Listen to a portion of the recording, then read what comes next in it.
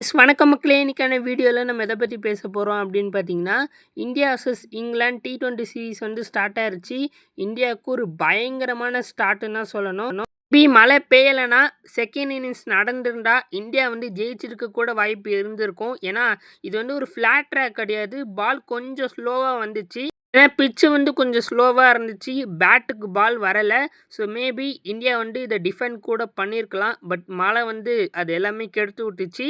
But still நம்ம வந்து இந்தியாவோட பேட்டிங்கில தான் ரொம்ப பயந்துட்டு இருந்தோம். பயந்த மாரியே இந்தியா ரொம்ப மோசமான ஸ்டார்ட்ட குடுத்தாங்க. சஞ்சு சாம்சனால அடிக்க முடியல. அவரு 0க்கு அவுட் ஆனாரு. அதோட பெரிய காமெடி இஷான் கிஷன் தேவையே இல்லாம ஒரு ரன் அவுட் ஆனாரு.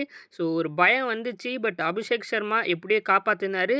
ஸ்ரேயஸ் ஐயர் சூப்பரா விளையாண்டாரு. எஸ் அது எனக்கு ரொம்ப ரொம்ப சந்தோஷமா இருந்துச்சு. ஸ்ரேயஸ் ஐயர் வந்து ஃபைனலா ஒரு கேப்டன்சி இன்னிங்ஸ் விளையாண்டாரு. எஸ் கொஞ்சம் ஸ்லோவா தான் ஆரம்பிச்சாரு. பட் அதுக்கப்புறம் செட் ஆயி சூப்பராவே கொண்டு போனாரு. இன்னொரு பக்கம் அபிஷேக் சர்மா சீரியஸா அபிஷேக் சர்மா வேற ஒரு பிட்ச்லயும் மற்ற பேட்ஸ்மேன்ஸ் வேற ஏதோ ஒரு பிட்ச்சில் விளையாடுற மாதிரி தான் விளையாடுறாங்க.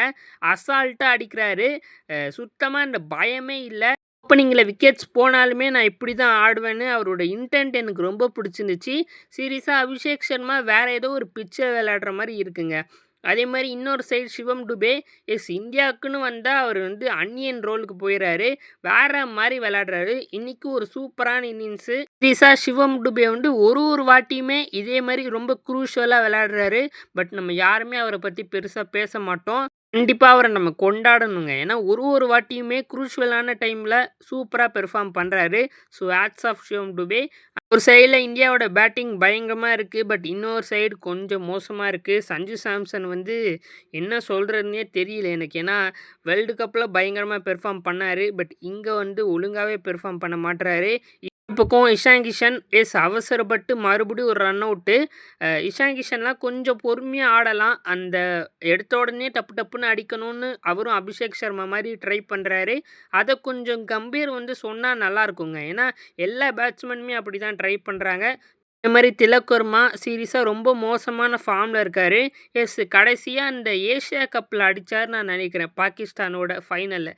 அதுக்கப்புறம் ஒன்றுமே பெருசாக பெர்ஃபார்ம் பண்ணலை. கண்டிப்பாக அவர் பார்த்து ஏதாவது கம்பேக் பண்ணியே ஆகணும். ஏன்னா இதுவரையுமே அவர் வைஸ் கேப்டன் அப்படின்றனால தான் இன்னும் விளையாண்டுட்டு இருக்காரு.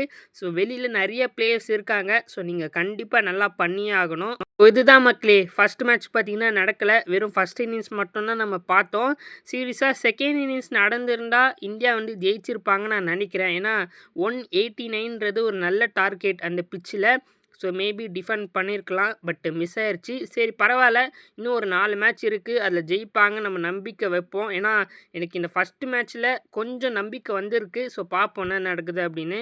நீங்கள் சொல்லுங்கள், நேற்று அபிஷேக் சர்மா, ஸ்ரேயஸ் ஐயர், சிவம் டுபேயோட இன்னிங்ஸ் பார்த்தீங்களா? நீங்கள் எவ்வளோ என்ஜாய் பண்ணீங்கன்னு கமெண்ட்ஸில் போடுங்க. சப்ஸ்கிரைப் பண்ணி நம்ம சேனல் சப்போர்ட் பண்ணுங்கள். தேங்க்ஸ் ஃபார் வாட்சிங். பாய்.